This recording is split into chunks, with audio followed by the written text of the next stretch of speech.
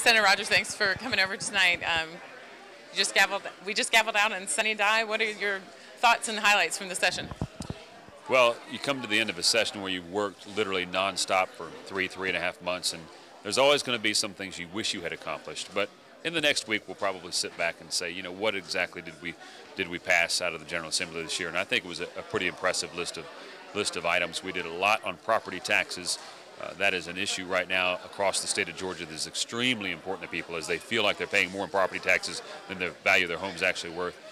We did a lot to help create jobs in Georgia, and really that's the most important thing we could have done this year, was to pass legislation that helps spur the Georgia economy.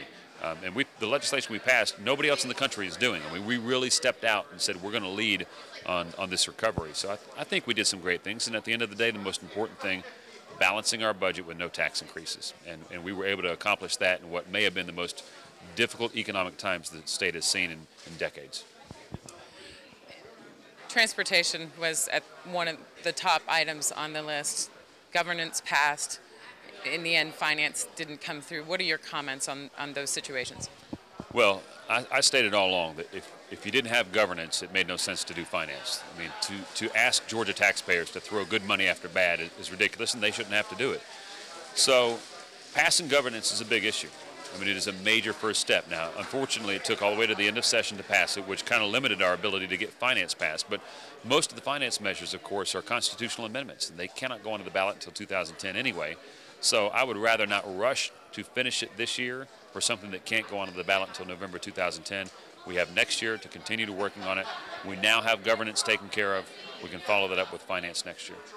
This is your first session as Majority Leader. Any comments and thoughts on the different aspects of going from a senator as a chairman to Majority Leader? It's not as fun as it seems. A lot of work, you know, when you're working with all of your colleagues, not only working on your legislative package, but also working on helping them pass theirs and being a part of the entire legislative package of the Senate. That requires a lot of work. So it took a lot of effort, and you know, you have your disappointments, but overall it was a very good first year, and I'm glad I'm doing it. I just now need some rest. One of the things, what loomed over this session a lot, we heard a lot about the collaboration and are things going to explode like they did last year. They didn't appear to have done that. There's been a lot better collaboration. Any thoughts on that?